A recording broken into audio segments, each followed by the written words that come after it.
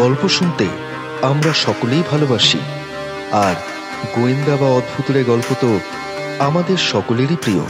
তাই talkie pix আপনার জন্য নিয়ে এসেছে শনিবারের বারবেলা। আজ টকি পিক্সে শনিবারের বারবেলায় আপনার জন্য আমাদের বিশেষ নিবেদন, টকি পিক্স অরিজিনাল পোস্ট অফিসের পিশাচ। গল্পে বিভিন্ন চরিত্র: বরুণ বিশ্বাস, ইন্সপেক্টর রঘু, শ্যামলবাবু এবং ভূত। গল্পে বিভিন্ন চরিত্রে দীপায়ন মালাকার এবং সঞ্জিত বিশ্বাস। গল্পের পোস্টার ডিজাইন রেডিয়েন্ট।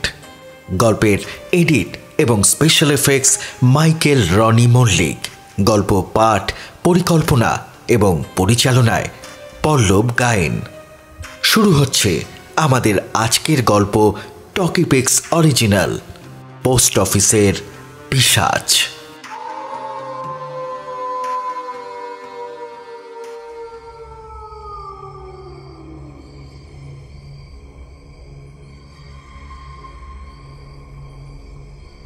হরিপুর গ্রামে এক গভীর রাতে শ্যামলবাবু পোস্ট অফিসে বসে ডাক টিকিটে স্ট্যাম্প দিচ্ছিলেন। নিস্তব্ধ নিঝুম রাত। ঘরের ভেতর টিম টিম করে জ্বলছে একটা বাল্ব। শ্যামলবাবুর বয়স 50-এর কাছাকাছি, বেটে খাটো স্বাস্থ্যবান শরীর। দিন 15 হয়েছে সবেমাত্র বদলি হয়ে এসেছেন এই গ্রামে। নিজের আপন মনে কাজ করে যাচ্ছেন। কাজে মগ্ন শ্যামলবাবুর সময়ের কোনো ধারণা নেই। ঘরে কেবল শোনা যাচ্ছে চিঠিতে স্ট্যাম্প দেওয়ার ধপধপ শব্দ। হঠাৎ কিসের একটা শব্দে শ্যামলবাবুর মনোযোগ ভঙ্গ হয়ে গেল। আমার একটা স্ট্যাম্প চাই। ভাঙা জড়ানো একটা অদ্ভুত কণ্ঠস্বর যেন শ্যামলবাবুর সমস্ত শরীরকে হিম করে দিল। কণ্ঠস্বর শুনে কেউই সেটাকে কোনো সাধারণ মানুষের কণ্ঠস্বর মনে করে ভুল করতে পারে না। আমার একটা স্ট্যাম্প চাই, কি রে, একটা স্ট্যাম্প দে। আবার সেই কণ্ঠস্বর ভেসে আসলো। শ্যামলবাবু বসে আছেন ডাকঘরের ব্যাক অফিসে, অর্থাৎ মেন কাউন্টারের লাগোয়া একটা ঘরে। শ্যামলবাবু সেই ঘর থেকে বসেই বললেন, পোস্ট বন্ধ হয়ে গেছে, এখন স্ট্যাম্প পাওয়া যাবে না, কাল আসুন। কিছুক্ষণ শ্যামলবাবুর সেই কথার কোনো জবাব কানে আসলো না। হয়তো সেই আগন্তুক তার কথা শুনে চলে গেছে। এই ভেবে শ্যামলবাবু আবার নিজের কাজে মন দিলেন। হঠাৎ সামনের খোলা জানালা দিয়ে যেন এক রাশ দমকা হাওয়া ঘরে ঢুকে পড়ল, আর তার সাথে সাথে আবারও সেই কণ্ঠস্বর কানে ভেসে আসলো।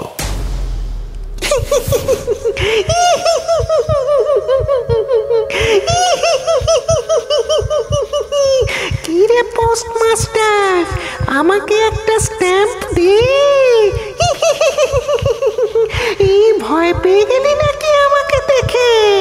এই দেখ আমার কি লম্বা লম্বা হাত, তোর রক্ত খাবো বলে আমি এসেছি।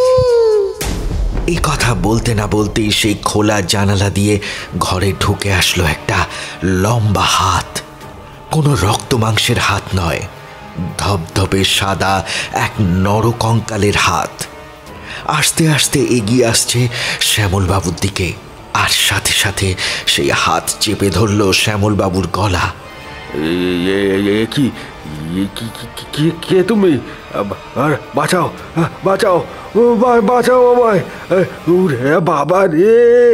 প্রচণ্ড আতঙ্কে শ্যামলবাবু চিৎকার করে ওঠেন, বাবা বাঁচাও, বাঁচাও!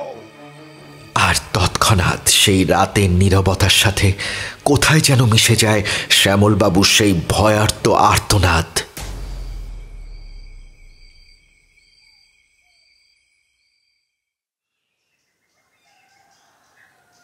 ভোরবেলা রঘু এসে দেখে পোস্ট অফিসের দরজা খোলা এবং শ্যামলবাবু অজ্ঞান হয়ে মাটিতে পড়ে আছেন।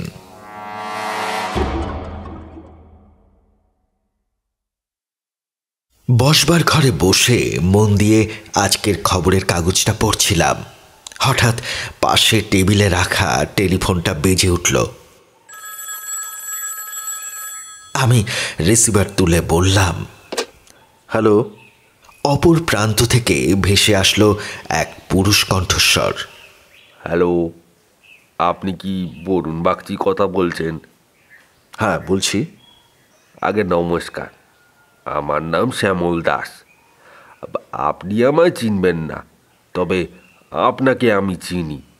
আপনার কত নাম ডাকি না শুনেছি। আপনার কাজ সম্পর্কে আমি সম্পূর্ণরূপে পরিচিত এবং সেই কারণেই আপনার সাথে যোগাযোগ করা। আমি বললাম, তা কিভাবে আমি আপনাকে সাহায্য করতে পারি বলুন? শ্যামলবাবু তার অলৌকিক অভিজ্ঞতার গল্প শোনালেন। তারপর বললেন, বড় বিপদ আমার বরুণবাবু, বড় বিপদ। সত্যি কথা বলতে আমার এই অভিজ্ঞতা এখানকার মানুষের কাছে বিশ্বাসযোগ্য হলেও তা সরকারের কাছে মোটেই বিশ্বাসযোগ্য নয়। এখন যদি আমি ভূতের ভয় বদলির আবেদন করি তাহলে হয়তো চাকরিটাই অকালে চলে যাবে। সবটা শুনে আমি বললাম, শ্যামলবাবু, আপনি খামোখা ঘাবড়াবেন না। আমি যত তাড়াতাড়ি সম্ভব আপনার পোস্ট অফিসে হাজির হচ্ছি। এই বলে আমি রিসিভারটা রেখে দিলাম। তাড়াতাড়ি চান খাওয়া করে নিজের সমস্ত কাজকর্ম গুছিয়ে পিঠে ব্যাগ চাপিয়ে বেরিয়ে পড়লাম হরিপুর গ্রামের উদ্দেশ্যে। এসপ্ল্যানেড থেকে পুরুলিয়াগামী এক বাসে চেপে বসলাম। হরিপুর গ্রামে গিয়ে যখন পৌঁছালাম তখন বিকেল হয়ে সন্ধ্যা। গ্রামের কিছুটা ভেতরে ঢুকতেই চোখে পড়ল রাস্তার একটা ধারে একটা ছোট বাড়ি, আর তাতে টিম টিম করে আলো জ্বলছে। কাছে যেতেই সাইনবোর্ডের লেখা পড়ে বুঝতে দেরি হলো না, এটাই হলো এখানকার পোস্ট অফিস, অর্থাৎ শ্যামলবাবুর বলা সেই ভুতুড়ে পোস্ট অফিস।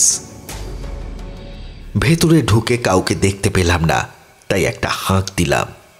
কেউ আছেন?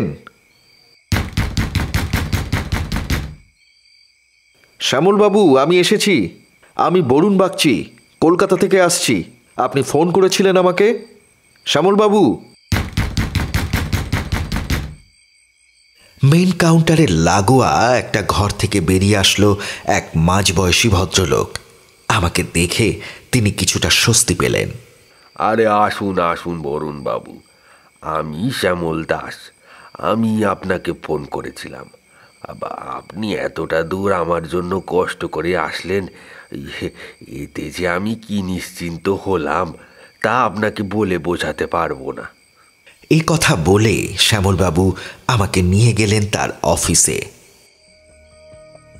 শ্যামলবাবুর সাথে ডাকঘরের ব্যাক অফিসে গিয়ে বসলাম। একটা ছোট 4 দেওয়ালের ঘর, এবং সেই ঘরময় জুড়ে এদিকে ওদিকে ছড়িয়ে ছিটিয়ে রয়েছে অজস্র কাগজ আর ফাইল। ঘরের দক্ষিণ দিকে একটা জানলার মুখোমুখি একখানা টেবিল পাতা। বুঝতে দেরি হলো না যে এটাই শ্যামলবাবুর টেবিল। টেবিলের সামনে দুজন দুটো চেয়ার টেনে নিয়ে বসলাম। আমি বললাম, তা আপনি এখানে একাই থাকেন বুঝি? আগে হ্যাঁ, এই পাশের ঘরেই রাতটা কাটিয়ে নেই কোনো মতে। আর ঘুম না আসলে বাকি কাজগুলো সেরে নিই। তবে এখন রাত হলেই কেমন ভয় করতে থাকে। মনে হয় সেই হাত আবারও। এ কথা বলে শ্যামলবাবু থামলেন। ঘরে ঢুকলো এক অল্প বয়সী ছোকরা, হাতে তার চায়ের ট্রে। শ্যামলবাবু বললেন, এই হলো রঘু, আমার খাওয়া দাওয়া যাবতীয় সব ওই দেখাশোনা করে। সেই রাতে ওই ভুতুরে কাণ্ডর পর পরের দিন ভোরে ওই আমায় উদ্ধার করেছিল। আমি রঘুকে জিজ্ঞাসা করলাম, আচ্ছা রঘু, তুমি এখানে কতদিন কাজ করছো? আগে বাবু, তা প্রায় হয়ে গেল বছর 10। এর আগে কখনো এমন ঘটনা ঘটেছে এখানে?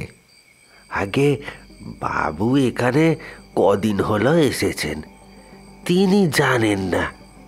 এর আগে এখানে যতজন বাবু এসেছেন তারা কেউই 10 দিনের বেশি টেকেননি।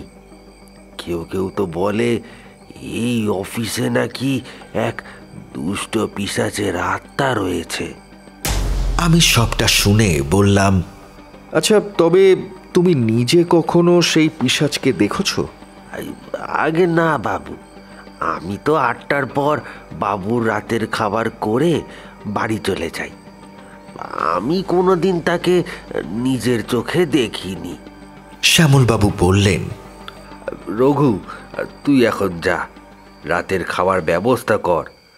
এরপর শ্যামলবাবু বিনীত সুরে বললেন, বরুণবাবু, আপনার কাছে একটা অনুরোধ ছিল।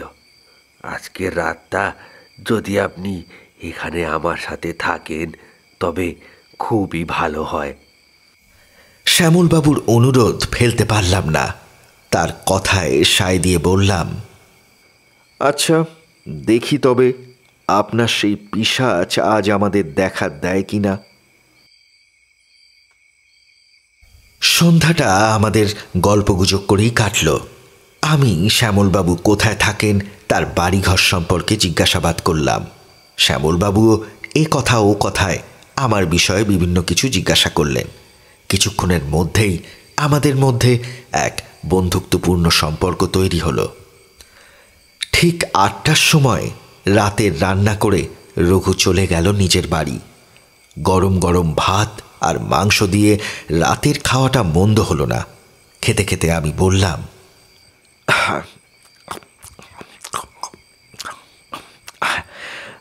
তা শ্যামলবাবু, আপনি যাই বলেন, আপনার রঘু কিন্তু মাংসটা বেড়ে রেঁধেছে। শ্যামলবাবু হাসতে হাসতে বললেন, হ্যাঁ, আমাদের রঘুর হাতের রান্না বরাবরই সুস্বাদু। ও না থাকলে যে কি হতো কে জানে। আমি বললাম, তা শ্যামলবাবু, এই রঘু নিশ্চয়ই খুব বিশ্বস্ত, বলুন। সে আর বলতে বরুণবাবু, আপনি একেবারে ওকে চোখ বন্ধ করে বিশ্বাস করতে পারেন। এই বলে শ্যামলবাবু আবার খাওয়ায় মন দিলেন।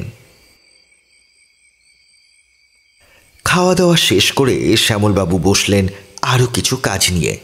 আমি পাশের ঘরে ব্যাগ থেকে একটা গোয়েন্দা সমগ্র বার করে পড়া শুরু করলাম। ঘণ্টাখানেক এইভাবেই কেটে গেল। বই পড়তে পড়তে কখন যে চোখ জুড়িয়ে এসেছে নিজেও টের পাইনি। হঠাৎ ঘুমটা ভাঙল এক অস্পষ্ট গোঙানির শব্দে।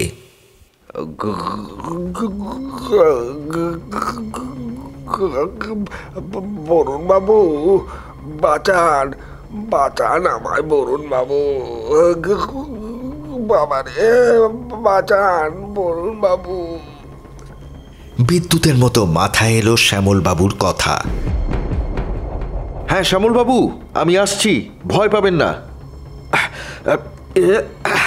তাড়াতাড়ি বিছানা থেকে নেমে পাশের ঘরে গিয়ে দেখি শ্যামলবাবু নিজের গলা চেপে ধরে আর্তনাদ করছেন।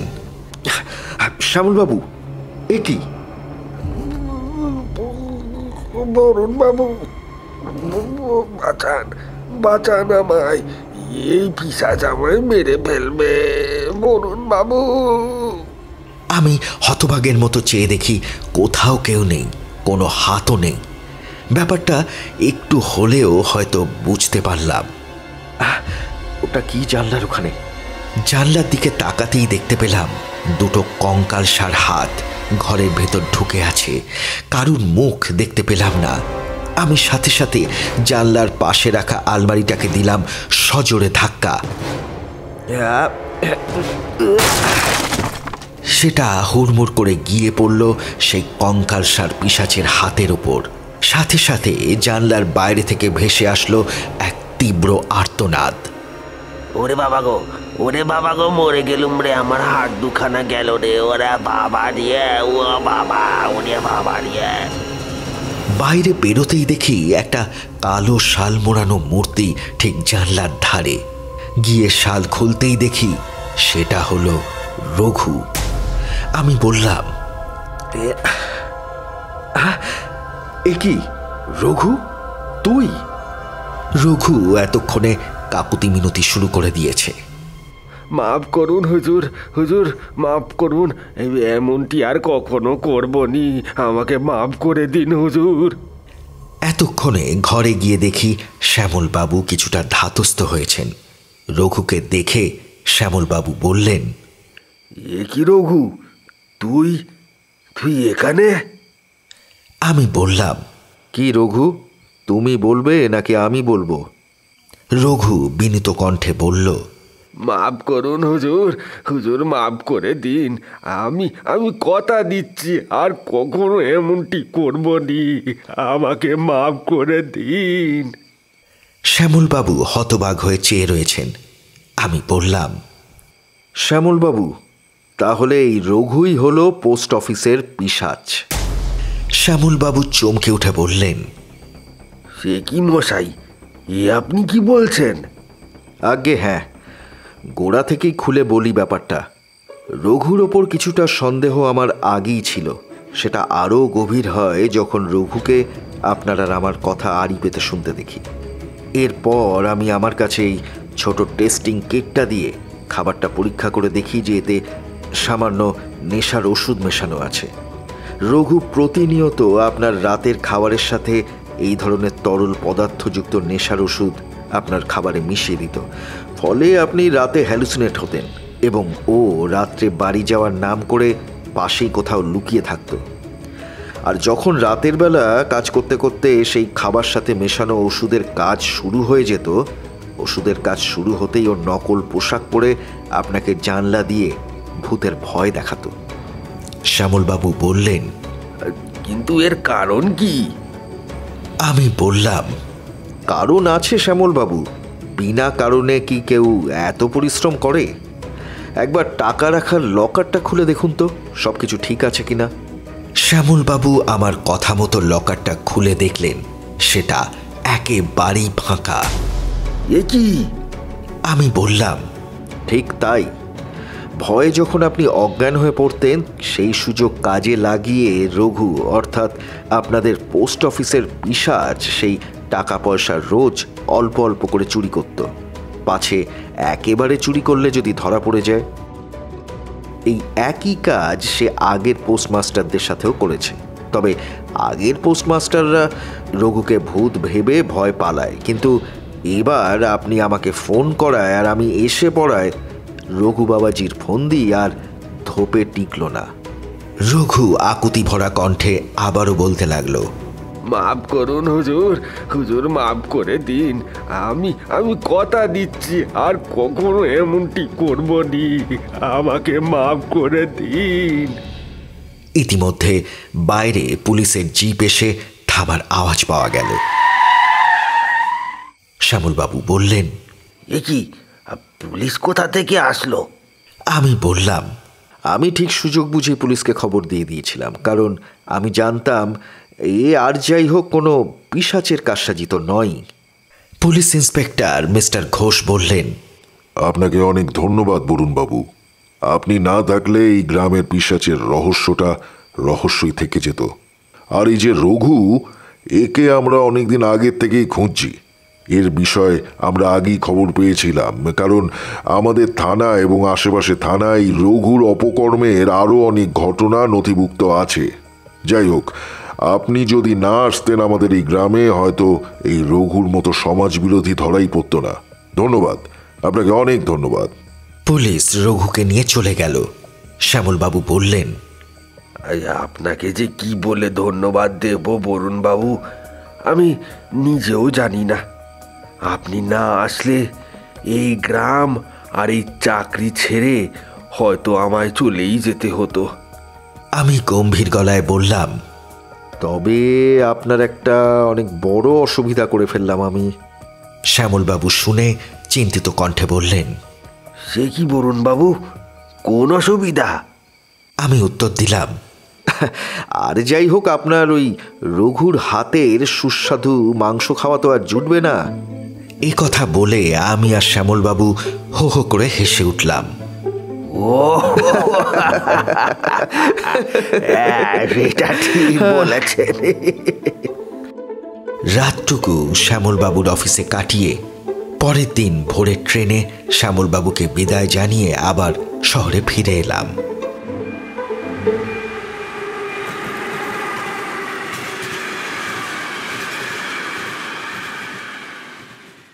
এরপর বেশ কিছুদিন বাদে হঠাৎ একদিন সকালে আবার টেলিফোন বেজে উঠল। এবার সেই টেলিফোন আবার শ্যামলবাবুর কাছ থেকে।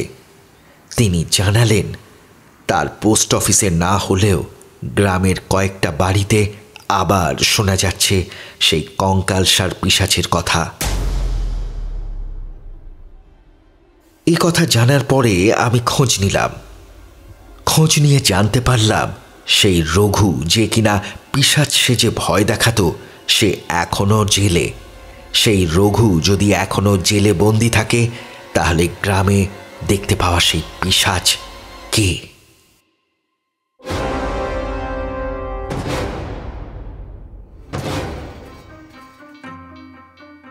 এতক্ষণ আপনারা শুনলেন আমাদের আজকের গল্প পোস্ট অফিসের পিশাচ।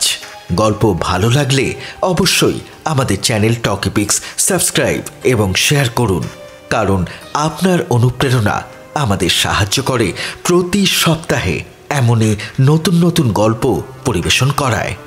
ধন্যবাদ।